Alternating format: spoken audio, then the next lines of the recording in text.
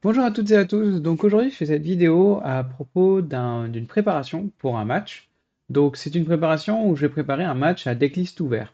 Je vais vous expliquer le concept. On est parti. Donc ça se passera en remote sur Discord et c'est l'occasion de vous donner des stratégies principalement sur le deck bleu-rouge que je joue en ce moment et sur comment gérer le miroir de bleu-rouge. Alors, le concept, c'est que j'ai participé à des matchs sur un Discord, le Discord de la team des Infinite Inc., qui font un concept qu'ils ont appelé Beat My Deck, c'est-à-dire ma decklist. Et à chaque fois, il y a une personne qui est en train d'être, on va dire, le champion actuel, le gérant actuel, qui démarre avec une decklist ouverte de 60 cartes et un side deck de 15 cartes. Chacun va devoir essayer de l'affronter, donc va candidater sur le Discord de l'Infinity Inc., je vous montre ça juste après, et va créer potentiellement sa decklist en essayant de le battre. En disant, tiens, je vais jouer tel match-up, moi je me sens bien en miroir ou pas, moi je me sens bien avec telle ou telle carte ou pas contre ce match-up-là. Il soumet sa decklist pour essayer de battre le champion, et le champion va modifier son deck avec les 15 cartes qu'il a mis de côté, c'est-à-dire le side deck, donc sa liste de base de 60 cartes, et ses 15 potentiels qu'il a choisis, dont le concurrent est au courant, le concurrent a toutes les informations, il a le deck de base et les 15 cartes à côté. Et le concurrent va soumettre sa decklist de 60 cartes et va dire, moi je vais essayer de te battre avec ça. Le champion va modifier sa decklist avec les 15 cartes pour s'adapter au match-up et essayer de faire le match et de gagner le match. C'est un match qui se déroule en BO3 et ensuite celui qui gagne devient le nouveau champion. Donc soit le champion reste champion, soit le nouveau champion devient champion, propose sa decklist qu'il a utilisée pour gagner devient sa decklist de 60 cartes de base et va proposer 15 nouvelles cartes pour constituer son side, donc ses cartes optionnelles, pour attendre les challenges suivants. J'ai participé à ça la semaine dernière donc c'était contre donc sur le Discord de la team Infinite Inc. Je vais vous montrer ça. Hop, on va changer de scène. Voilà. Et donc là, si je fais ça, normalement on est bon. Donc on va espérer que personne m'envoie des messages à ce moment-là. Donc sur le Discord de la team Infinite Inc. Voilà. Donc je mettrai le lien en description parce que je crois que c'est un Discord ouvert, donc je demanderai si je peux. Vous avez un onglet Beat My Deck. Vous avez l'explication des règles, des inscriptions, les rendez-vous, etc., etc. Tout ça, c'est des discussions qui sont publiques, donc j'estime que je peux les montrer. Euh, j'ai euh, j'ai pu participer contre Minato, qui jouait un bleu-rouge, et donc je me suis inscrit avec un bleu-rouge. Je vais vous montrer la decklist juste après.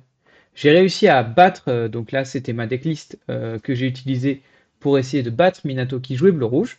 Si vous remontez dans le Discord, vous pourrez trouver la decklist de Minato et son side. Et j'ai gagné avec cette decklist. Cette decklist, je ne l'ai pas construite n'importe comment. Je l'ai construite en miroir de bleu-rouge. Je me suis dit, qu'est-ce que je peux mettre pour essayer de battre la decklist de Minato? J'ai proposé un side que je vais vous montrer parce que j'ai gagné. Et du coup, à partir de cette decklist là et de ce side, ça fait un total de 75 cartes, puisque 60 plus 15. Et je suis actuellement le champion. Je pense que ça va pas durer longtemps. Mais j'en profite de cette occasion-là pour vous parler du deck building que j'ai fait. Parce que j'ai un nouveau concurrent qui arrive pas plus tard que cet après-midi au moment où je tourne, c'est-à-dire le 27 après-midi, qui est que mon collègue de team, Chronosius, qui est dans ma team NJDS, que j'apprécie énormément, qui est quelqu'un d'adorable, qui veut essayer de me battre avec un deck bleu-rouge lui aussi. Alors le Padawan essaye de battre le maître, donc on va voir, tac tac tac, ça c'est mon side, je vais chercher la decklist de mon petit chrono dans les rendez-vous, Illumineur, tac tac tac. Où est-ce que on m'a mis la decklist de chrono? J'aimerais bien ne pas aller dans mes MP. Hop hop hop. Voilà. Chrono essaye de me battre avec ça. Il arrive avec un bleu rouge. Donc il arrive avec une decklist qui ressemble beaucoup à la mienne. Et donc on va essayer de tech contre ça, de construire la meilleure decklist en miroir contre bleu-rouge contre ça. Et ce sera l'occasion de parler de qu'est-ce qui est important pour moi dans ce match-up-là, quelles sont les cartes clés, qu'est-ce que je vais essayer de favoriser comme plan. On est parti. Donc j'ai construit une decklist qui comprend à la fois mon side et à la fois mon deck de base. Hop, est-ce que ça je peux le réduire? Je sais pas, je voudrais réduire ici, mais je sais pas comment on fait. Tac, tac, tac, on va faire, je vais vous montrer l'image, exporter, exporter en image, télécharger, si ça va bien. Oh là là, il est pas content. Ok, ça,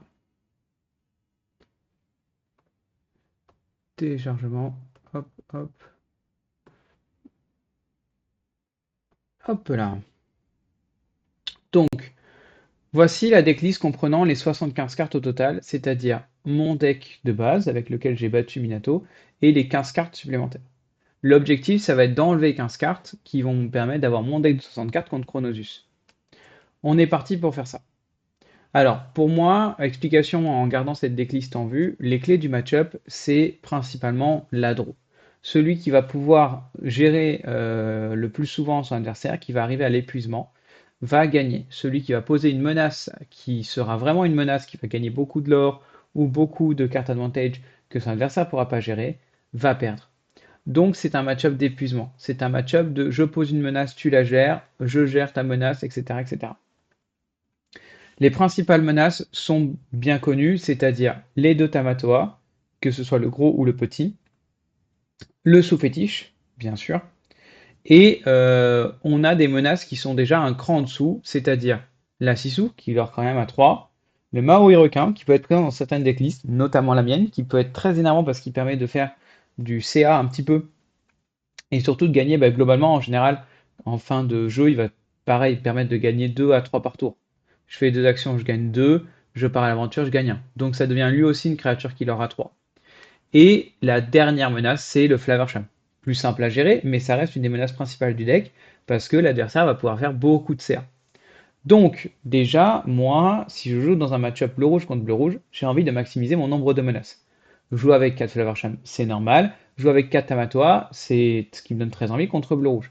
Jouer avec des gros Sissou, je suis plutôt content d'avoir des menaces supplémentaires, même si c'est pas les meilleures. J'aime bien le fait d'avoir des créatures qui leur a 3. Si je joue les 4 Tamatoa, je vais avoir envie de jouer le plus de sous-fétiches possible. Pourquoi? Parce que pareil, le sous-fétiche reste une énorme menace contre bleu-rouge. Et donc mon objectif va être de one-shot à base de sous-fétiches. Si j'en mets que un, il peut terminer au fond de mon deck et donc je peux me faire avoir. Si j'en mets deux, si j'en ai un qui se fait gérer par un cachez-vous et que je veux le mettre tôt, c'est pas grave. Je sais que je pourrais en retrouver un deuxième. Donc j'aime bien l'idée de garder mes deux sous-fétiches. Ensuite, dans mon idée d'essayer de poser le plus de menaces possible, je vais essayer, moi, dans cette decklist, à mon avis aujourd'hui, de jouer les 4 Maui Shark. Donc si je joue les 4 Maui Shark, pour qu'ils soient une menace, il faut que je joue des actions. Et il faut que j'en joue beaucoup. De préférence, le maximum dans ma decklist possible. On verra quelle place il y a. Ça, c'est la première idée. C'est comment je vais agresser mon adversaire avec mon deck, comment je vais me créer des conditions de victoire. Deuxième idée, on sait qu'on joue contre bleu-rouge, donc lui il va avoir la même idée que moi, et donc comment je vais gérer à lui ses conditions de victoire. Comment je vais gérer ses Tamatoa à lui, comment je vais gérer ses potentiels Sisu ou ses potentiels Shark. Alors dans la playlist dans la decklist de Chrono Zeus, il n'y a pas de Shark. Les menaces les plus importantes restent les 4 Tamatoa et les 4 Sisu. Et il n'y a qu'un seul Dime. Donc ça veut dire que il y a des grandes chances qu'il soit obligé comment dire, de me one-shot pour réussir à me battre. Sinon, le dime, une fois qu'il sera posé, je risque de l'enlever avec un cachez-vous.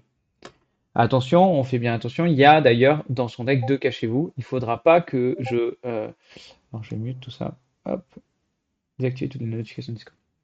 Donc, il ne faudra pas que je puisse laisser les gens me cacher un de mes sous-fétiches. Ou à la limite un seul parce que j'en ai deux. Donc si je reviens sur ma decklist, tac tac tac, je vais supprimer parce que moi j'ai son Discord dans les oreilles, je ne sais pas si c'est le cas pour vous. Hop là. Si je reviens sur ma decklist, Hop, donc je vais vouloir gérer des Tamatoa et des Sisu. Pour ça, ben, si moi je veux rentrer mes Sisu, je vais essayer de maximiser le pouvoir de Sisu. À la fois c'est une menace, à la fois je vais faire en sorte qu'elle gère le plus de trucs possible. Donc je vais rentrer 4 spirales de saphir. En mode, à partir de maintenant, si j'ai des spirales, je pourrai gérer les Tamatoa que je veux et potentiellement même des trucs un peu plus forts comme les Sisu avec ma propre Sisu. Ce qui est extrêmement fort. Pour activer les saphirs, on a les classiques ancrés de base et ancrés avec typo ou ancrés avec voguer sur la mer de Zurich. Le problème de toutes ces cartes-là, c'est que globalement, ça vous consomme des cartes supplémentaires. Je consomme des cartes avec typo, je consomme des cartes en ancrant de base et je consomme des cartes avec voguer, parce que j'en ancre deux, pour activer l'effet de Spiral Coil, de la spirale de saphir. Donc, moi, dans cette idée toujours d'activer ma Sisu au maximum pour contrer la menace, je vais principalement utiliser les grands dragons de pierre, qui me permettent à la fois de recycler des ressources qui ont déjà été utilisées, donc des créatures qui sont mortes, mais en plus, dans late game, c'est vraiment très fort dans ce genre de miroir très contrôle, très lent, d'avoir la capacité de dire, ok, tu pourras peut-être gérer mes créatures avec ta Sisu, mais il te faudra continuer d'ancrer, alors que moi, j'utiliserai des ressources qui sont dans mon cimetière. Donc j'ai très envie de jouer avec trois grands dragons de pierre. Pourquoi c'est si important d'aller chercher les ressources dans son cimetière et de pas toujours ancrer? Parce que comme j'ai dit, c'est un match-up qui se joue à l'épuisement. Si on n'a plus de cartes en main, on a beau avoir 10, 12 d'encre, eh ben on va perdre. Donc c'est plus important d'avoir des cartes en main que d'avoir, on va dire, plus de 9 d'encre. On aimerait bien arriver, alors là maintenant, dans les bleus rouges actuels, les cartes les plus chères, si vous jouez pas dragon, c'est 8 d'encre. Donc on aime bien arriver jusqu'à 8. Faire des combos avec des Flavorsham Grand-Mère Tala, pouvoir faire des Sisu, des Tamatoa. Donc 8, c'est le seuil un peu critique. Il faut au moins arriver à 8 pour pouvoir jouer toutes ces cartes. Une fois qu'on est arrivé à 8, tout le reste, c'est du bonus. Ça va être le fait de dire, si je peux me le permettre, je vais continuer d'ancrer. Si je peux pas, bah, je vais essayer de tempo avec mes 8. Je suis déjà dans la mouise, je vais pas en plus sacrifier des ressources pour continuer d'ancrer si j'en ai pas vraiment le besoin. Si j'ai pas vraiment tout de suite, absolument besoin de monter à 9 ou à 10. Donc, c'est pour ça que je vais pas favoriser la plume dans ce match-up-là. Je vais me dire que si je mets la plume, ça m'obligera à ancrer plus, donc à user plus de ressources pour ancrer dans quoi? Bah, potentiellement dans moins de cartes en main. Donc, je vais prendre mon temps. Je vais jouer les grands dragons de pierre, je vais jouer de quadro, et je vais prendre mon temps, construire toujours une main. Je vais arriver jusqu'à 8, je m'inquiète pas, et puis on verra après. Donc déjà, j'enlève la plume. Tac, tac, tac. Ensuite, il y a des cartes qui sont spécifiques pour jouer contre certains match-up.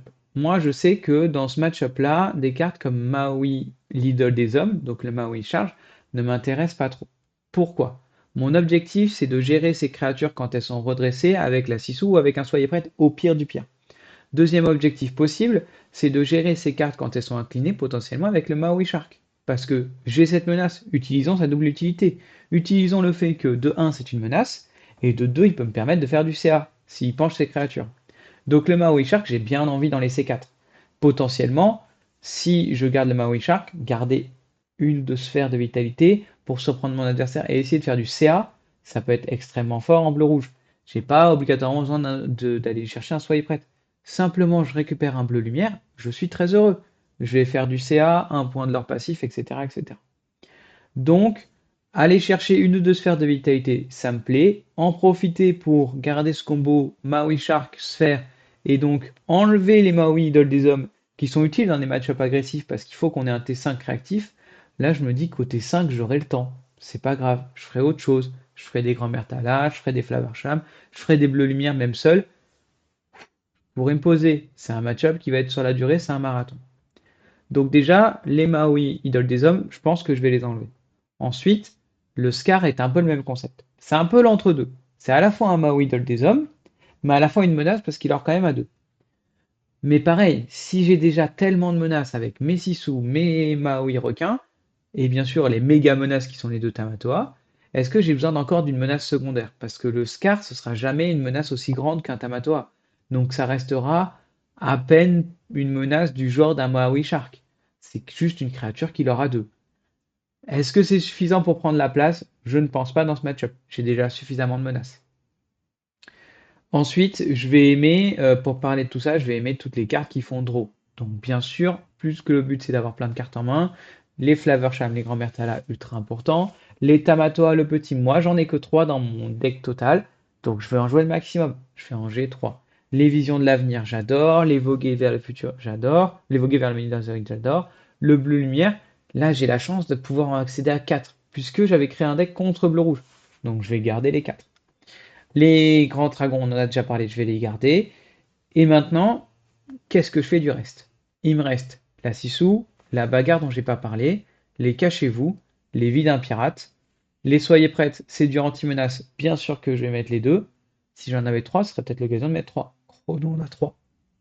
Donc déjà, on va partir sur cette construction-là et on va voir combien de cartes il faut enlever. Donc j'enlève les Maui Idol des hommes, j'enlève le Scar, tac tac tac, j'enlève les plumes. Et il nous reste combien de cartes? On est à 68 cartes. Il faut quand même enlever encore 8 cartes. Maintenant, la question, c'est quelles sont les autres menaces que va me proposer Chrono?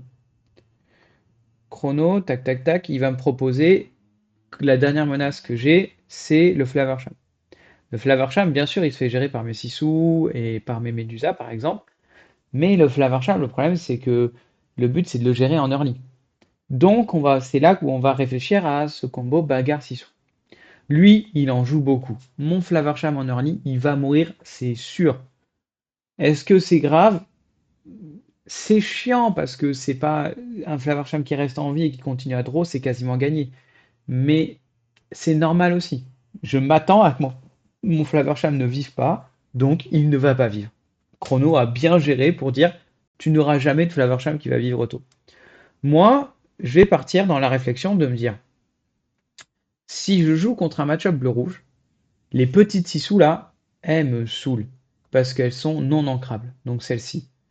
Et donc, s'il n'y a pas Flaversham, elles ne servent à rien. Elles ne sont là quasiment que pour Flaversham. Le fait d'alter n'est pas si fort dans le match-up, on ne joue pas sur la rapidité, on ne joue pas sur le tempo, on joue sur la draw. Le fait de pouvoir tuer autre chose que Flaversham avec cette petite Sissou, soit c'est des créatures qui sont faibles en attaque, comme Tipo ou la grand-mère Tala à la limite qui ont réduit son attaque de 2, mais qui du coup c'est un peu du gâchis. Franchement, c'est pas des créatures qui sont menaçantes en bleu-rouge, en miroir de bleu-rouge. Soit il faut énormément de conditions. Pour moi, il faudra énormément de coils, et peut-être même pour Chrono, il faudra des coils plus des blocs de glace. Moi, je joue pas bloc de glace. Donc, il faudra beaucoup de coils pour qu'elle elle commence à être rentable. Soit il faudra que j'ai un coil et que j'encre deux fois, donc c'est-à-dire que j'ai une combinaison à select avec le coil, le grand dragon et la petite sous en main pour pouvoir gérer un gros Tamatoa. Ça fait des combos assez lourds. Et surtout, ça fait des combos qui marchent tout aussi bien avec, bah, par exemple, juste une grosse Sissou ou juste une Médusa. Donc, ces combos de 3 cartes marchent tout aussi bien avec des menaces que j'ai envie de poser, notamment la grosse Sissou, et vont être efficaces en early s'il y a un Flaversham early, mais sinon vont pas servir à grand chose. Donc pour moi, dans ces match-ups là, je vais la virer. Ça me permet d'avoir moins de non ancrables. Et en plus de ça, au cas où, s'il y a un Flaversham early, j'ai toujours Bagarre. Bagarre reste une carte que je vais garder en early qui est ancrable. Donc s'il n'y a pas de Flaversham, au pire je pourrais l'ancrer, parce qu'il faut bien décider de certaines cartes qui vont nous peser la main et qu'il va falloir ancrer. Et sinon, bah c'est ancrable. Donc si une fois que j'arrive sur des capacités de jouer des cartes comme la grosse Issou, juste avec mon encre de base, ben, je peux les ancrer. C'est pas grave. C'est au moins, je sais que maintenant, s'il y a un Flaversham, je pourrais le gérer avec une grosse Issou, donc je pourrais ancrer mes bagarres. Donc je vais garder les bagarres pour cette situation-là, mais je pense que ça me suffit de garder cette anti-menace Flaversham en ancrable. La deuxième qui peut être sympa, c'est la Médusa. La Médusa a l'avantage de dire que déjà, bah, si je suis premier, qui a un Flaversham, souvent je vais pouvoir rapidement le gérer avec une Médusa. Si je suis deuxième, ça va prendre plus de temps, mais des fois les bleus rouges, ils n'ont pas toujours des objets. Donc ça, si j'ai pas de réponse avec bagarre et qu'il reste un Flaversham, Médusa, ça va peut-être me sauver les fesses. J'aurais pris du retard en draw, l'adversaire aura sûrement fait plusieurs draws, etc. Mais ça va permettre de me dire, j'ai encore une chance, on va souffler, on va poser la Médusa, enlever Flower il aura plus de cartes en main que moi, mais je pourrais rattraper. Donc, je vais la garder pour ça, donc un peu pour être la roue de sauvetage anti-Flower mais surtout parce que Médusa, en réduisant juste l'attaque de 2, elle permet de tuer tous les Tamatoa. Et réduire l'attaque de une seule fois 2, c'est-à-dire un col j'ancre, pas besoin d'avoir une autre manière d'ancrer, pas besoin d'avoir des typos, des grands dragons ou des vogués, c'est très fort. C'est vraiment très intéressant dans le match-up, parce que très souvent, la Médusa va contrer les pires menaces du jeu adverse, donc ça j'aime bien la garder. Il me reste 5 cartes à enlever, c'est dur. Je pense que la vie d'un pirate peut être vraiment bien dans le match-up, parce que ça permet de gagner du lore. Donc si on a la tempo, c'est-à-dire que si on est en train de gagner le jeu et qu'on pose un Maui Shark, ça peut être très intéressant de faire ce genre d'action pour pas s'overextend, pour pas poser trop de créatures et pour pouvoir continuer à mettre la pression en disant ben, tu sais quoi, j'ai pas posé de plus de créatures. Déjà, tu as mon Maui Shark à gérer, donc débrouille-toi avec ça.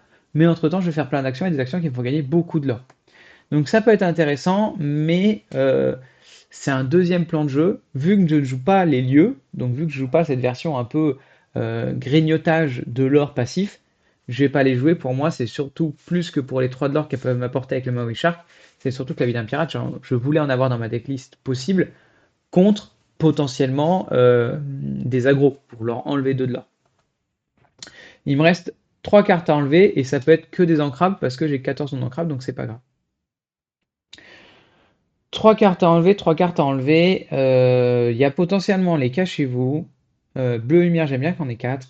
La sphère de vitalité. Je pense que la sphère de vitalité est pas si forte dans ce match-up là. C'est bien d'en avoir quelques-unes pour deux raisons. Déjà pour avoir des objets supplémentaires sur la Varcham, qui est pour moi la raison principale. Deuxième raison, c'est que ça pourrait être bien si je sais que la décliste averse joue des lieux. Ce qui n'est pas le cas dans le cas de chrono. Donc la sphère déjà descend en popularité. Troisième raison, c'est que ils peuvent permettre de faire du CA grâce à Shark. Mais pareil, on se retrouve dans une combinaison très particulière. Il faut que j'ai Shark en main et ou on board, plus la sphère, plus, c'est pas une troisième carte en main, mais c'est une condition qui est assez intéressante, plus le fait que mon adversaire penche une carte. Très souvent, en match-up de bleu-rouge, il ne va pas y avoir beaucoup de cartes penchées, parce qu'on va détruire les grosses menaces avant qu'elles se penchent. Si on joue dans un... En fait, les cartes qui vont se pencher, c'est souvent les cartes d'early game, les grands-mères Tala qui ont été posées, les Médusas, les typos. Ça, trop bien. Si j'arrive à les tuer avec un Shark plus une sphère, je suis très heureux. Mais faut-il qu'en early game, j'ai sphère plus Shark et rien d'autre à faire. Rien d'autre à faire, sous-entendu, ça veut dire qu'il faut aussi que j'ai déjà une action dans ma défausse. Donc il faut que j'ai fait une action, que j'ai sphère, que j'ai Shark, que mon apo a démarré avec des créatures au début, avec Typo et ou Grand-Mère Tala, qu'il les ait joués et qu'ils soient partis à l'aventure, sans que j'ai eu envie de les détruire. Parce que si c'est un Flavorsham, je vais pouvoir le détruire avant qu'ils partent à l'aventure. Ça fait des plays qui peuvent être très intéressants. Hein. Je vais chercher une Grand-Mère Tala, je récupère un bleu lumière. Trop bien. Mais c'est très conditionnel. Donc, je vais me dire que ça va pas arriver souvent, et donc c'est ce qui va me permettre de résoudre à fond cette condition-là, dans le meilleur des cas, je vais en enlever une, parce que je me dis, c'est pas grave si je l'ai pas souvent. Tac, tac, tac, tac, tac. J'aime bien avoir un cachez-vous. En fait, cachez-vous de base, j'aime pas cette carte. Je n'aime pas dans un tournoi, quand on arrive, on ne sait pas ce qu'on va rencontrer, et on joue une carte qui, on le sait, n'est fort que dans un match-up. De plus, il faut être honnête, Chrono ne joue qu'un seul sous-fétiche. Il a vu que j'avais des cachez-vous dans mes possibilités. Je pense qu'il n'est pas stupide. Il ne va jamais poser sous-fétiche et dire je pose sous-fétiche à toi. Si j'ai caché-vous à ce moment-là, il a automatiquement perdu. Donc il fera jamais l'erreur. Parce que s'il perd le sous-fétiche pour toujours, ça va être vraiment dur. Donc dans ma tête, quand il va poser le sous-fétiche, ça y est, le sous-fétiche, il va le poser, l'incliner, il va le poser quand il y aura un Tamatoa en jeu, et donc un sous-fétiche est posé et déjà un sous-fétiche utilisé, et donc est déjà un sous-fétiche rentable. Et donc il va se dire, le moment où je pose mon sous-fétiche, c'est bon. Même s'il a caché-vous, mon sous-fétiche me fait soit gagner la partie, soit me met tellement bien que vas-y, fais-moi cacher-vous sur sous-fétiche. Donc, un peu dans cette idée d'anti-bluff, je vais me dire, avec son seul sous-fétiche, il va jamais le poser et me laisser faire un cachez-vous qui sera ultra rentable. Donc je vais enlever les cachez-vous. Les cachez-vous peuvent être une carte très correcte contre les Saphir Coil s'il n'avait pas bloc de glace. Parce que si en plus de ça, on peut lui faire des trucs, tu vois, enfin, c'est par exemple le fait de faire des cachez-vous sur des cartes comme Saphir Coil ou sur des cartes en miroir comme le Dragon de Pierre, ça peut être très énervant.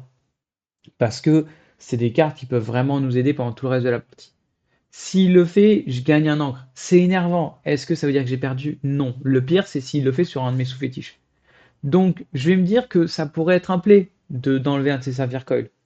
Après, il joue pas ni la plume, ni le grand dragon de pierre. Donc, c'est pas des plays de ouf d'enlever ces cartes-là.